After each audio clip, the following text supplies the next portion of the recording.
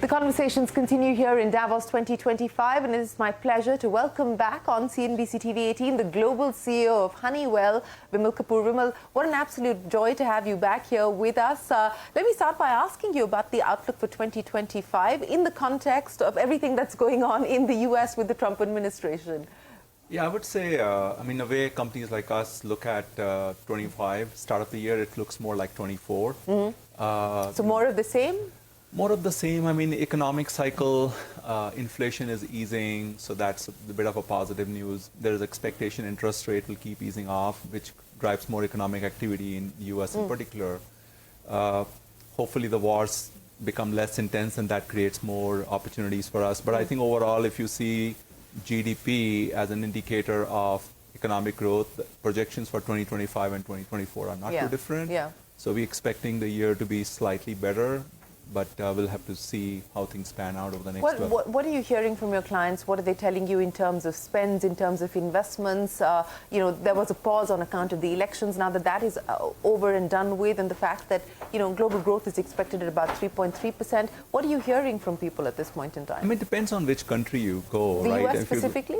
US in particular, I would say the spend is much heavier on anything to do with AI and therefore data center and therefore utilities. I think that continues. I mean, we don't see any change in that. But if you pivot towards India and the manufacturing spend there just on electronics, on semiconductor manufacturing, we hear a lot more of that versus, traditional way.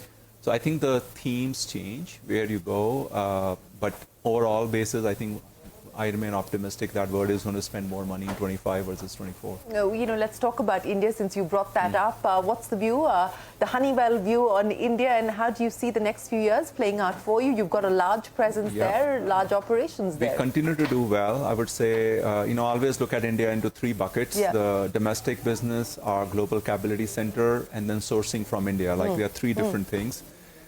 We've been there for like 40 years, so our maturity in each one of them is different. Our domestic business is doing extremely well. Can't be more pleased in terms of opportunities in India and how we are working in different, all the three segments we serve, aerospace, energy, and infrastructure, they're all relevant for India. So we do there naturally well. Our global operations are very mature. Overall, our headcount in India is more than 40,000 people, mostly engineers, so that gives you the scale we have. The new news I have is more around sourcing from India. Okay. We did not do that, a lot of it, because India had competition. But I think last 2 years, story of India on Made in India is actually holding. Okay. And companies like us believe now it's a place to seriously look at it from a sourcing perspective. Okay. Now, when I say sourcing, it's really looking at more complicated mechanical components which we use into our products. So aerospace, for example, is our largest segment. And we barely source anything from India, but we can do hundreds of millions of dollars. It means we have to do a supply-based development locally, and that's what we are doing right now. We're looking at a lot of companies and essentially growing an automotive supplier to an aerospace supplier. That's how these industries work. So I see that's the next way for companies like us. We do a lot of domestic business, we leverage a lot of global capability center, and now really leverage it for global sourcing. And I want to pick up on that idea of global sourcing and where you find yourselves today to create this ecosystem as far as catering to the aerospace business is concerned, because we've seen others do it. I mean, Boeing, Airbus, they do have... Early days, I would say. I mean, if you do it at scale, the good news is the aerospace industry is very narrow. I mean, Boeing, Airbus are the airframers or OEMs. We are the tier 1 providers to them. All of us basically need the same supply base at the end of the day. So what we will develop will benefit our peers or our customers. So I think it's early innings at this point to look at some of the more complex products, certification process. And we've been working it since 2024. And looking with government opportunities on incentives and others to kind of accelerate this process. So what's changed? You said that, the last 2 years... the capabilities are improving. Okay. I think the driver for that is as the defense sector emphasis has been growing, domestically, that creates a supply base to serve that, and that supply base becomes attractive for us. So I think that whole Made in India is becoming more relevant. And I think we can experience it. And this focus on Indianization, which is a stated objective of the government in the defense sector. Absolutely, it's win-win, right? So more we buy, more capable they'll become. They'll be able to serve defense sector even better. So I guess it's a win-win because we will drive more supply-based development, more productivity, they will learn from companies like us able to serve domestic industry better. So it's a great story which is building up. On the first two buckets that you also spoke of, as far as the domestic side of the business is concerned, what are you hearing from clients at this point in time in terms of investments? Positive, I would say, across the board, all the big customers we serve, anyone in the government sector, I think we clearly see a lot more investment in infrastructure segment. The government's been doing the heavy lifting there. Absolutely, building up. We clearly see, for example, big build out of hospitals, and we do automation system for hospitals. I mean, clearly we can see it's probably way bigger than what it used to be 3 or 4 years back, or build out of data center is really definitely picking up. Or investment in energy sector is growing even more, or the electronics segment, new investments coming. So yeah, absolutely. I think we absolutely see rate of change has grown more compared to what it was. And I don't see any reason companies like us should not grow double-digit here for next several years. And double-digit growth in India, is it still your fastest-growing market? It is, yeah, one of our fastest-growing market. Our base is very large. We probably, we want to be $1 billion domestic revenue in 2025. Let's see if we can achieve that. Well, that's a milestone that you've set for yourself. So $1 billion in the domestic business by 2025. Yeah, I think we should have a shot to get that. And I think with every momentum, how the activity is going, I think we should be able to accomplish that. What about the other growth regions that Honeywell is focused on outside of India? How are they doing? I would say, the activity in Middle East in particular continues to be strong. Saudi Arabia is differentiating itself as a market. UAE, of course, we were always present in a big way. Qatar. So I think the Middle East whole energy segment, investments in that are quite visible. And given our presence in that, it always makes us a very relevant player for those countries. You've laid out a transition roadmap of how you see Honeywell evolving over the next few years. I'll ask you this in the context of what we're seeing with the advent of AI, generative AI in specific, etc. How much of that are you already adopting, incorporating into what you're doing at Honeywell? And what do you believe that could lead to in terms of efficiencies, cost savings, productivity uplifts? I mean, what are the assumptions that you're working with? So to me, AI has a two-dimensional context. One is how do we use it for our own operation? And second is how we use AI into our products, right? Because you have to think it from both dimensions. We have been early adopter of AI into our operations for product development, product testing, customer service operation, HR operation. And I would say that what you read is generally, positive. If companies have a good processes and good data, definitely AI can help you drive more productivity, make your people more smarter. I actually look at it as more of a skill shortage issue. Okay. Because generally the segments we serve, now pivoting to the other part of my story and the customer, our customers generally find challenges to have skilled people to run their operations, maintaining the equipment, operating the plants, buildings, others. So one of the way we are thinking about is how we make our products simpler to operate, simpler to maintain by embedding AI into it. So making our products also autonomous to the extent possible.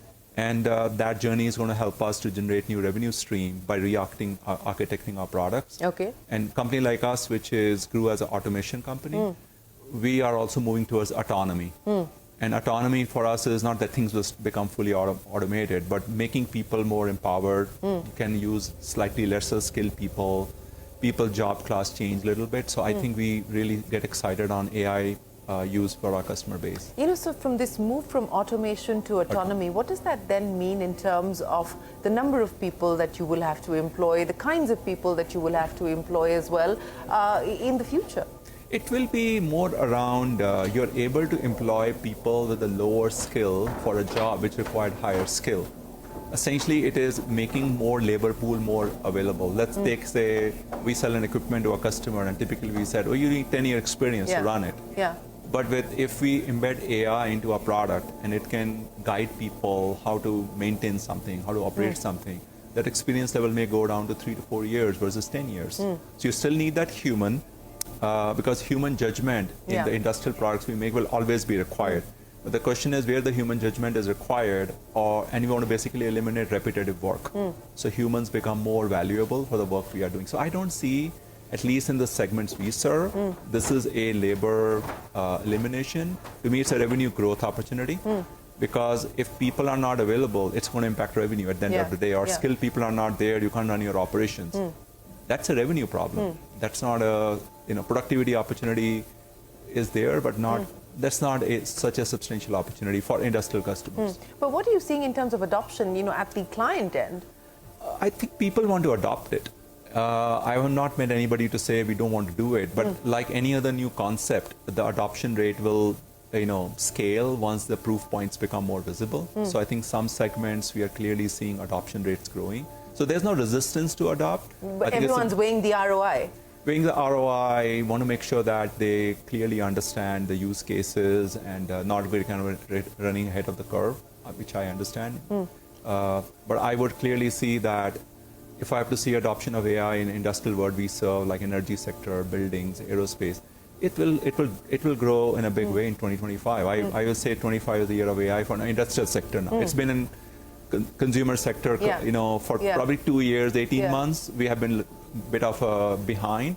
We have to bring in the forefront on how we adopt it in industry. And you believe that breakout moment is likely in 2025? Because we are building more offerings. We are making it more relevant right now for our customers. So I think the excitement is coming into, more products are also becoming available. So I think all the things are coming together. So given the fact that you anticipate or you expect or you hope for this being a breakout year as far as industrial AI is concerned, what could that potentially mean in terms of additional revenue for you? That for us is that's a basis for us to continue to drive our growth, right? Because we need innovation into our offerings, so this is one of the innovation. So we do expect, to maintain our growth rates globally in 25 as we delivered in 24.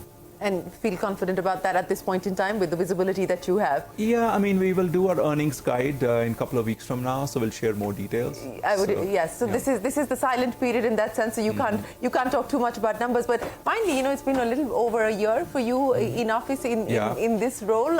What's been the big takeaway so far, and what are the things that you would like to get done in this year? What has excited me is in my job is that how we turn a company of our size and scale to be more of a growth-oriented company. Can a large company grow at a high rate, 2 times GDP constantly? It's not easy. And that's what really excites me, to change the growth culture, look at new innovation, adoption of AI, energy transition, all these technologies, how it enable growth, and repurposing Honeywell portfolio through acquisitions, building more new products which enable that. That's what has been exciting me. So turning the company more outward looking versus more inward efficiency looking, and that change is what I'm really driving. So M&A, likely growth opportunity in 2025? We have been very active last year. We did 4 acquisitions in 2024. We expect to maintain momentum. Now you can't count a number, it'll be 2 or 4 or 3, but we continue to want to make addition. The reason is that we want to make our portfolio more growth oriented. Therefore, it's imperative for us to look for options where we are under-penetrated and want to make more additions into our portfolio. So the headline for 2025 for Honeywell? Headline for 2025 for Honeywell would be, I would say, moving from automation to autonomy. We enabling that for the industrial sector, that autonomy becomes a reality. I'm really passionate about it. Well, passionate about moving from automation to autonomy, and you believe that it could be the breakout moment for industrial AI in 2025. Growth looks strong across the markets that they operate in, particularly in India, and the big headline that Honeywell is going to be looking at global sourcing from India in a big way and are moving towards setting up that supply base. Vimal, always a pleasure. Appreciate you joining us, and we look forward to seeing you in India. Thank you very much for your time. We will take a break, but the conversations continue here at Davos 2025. Don't go anywhere. We're back in a moment with more.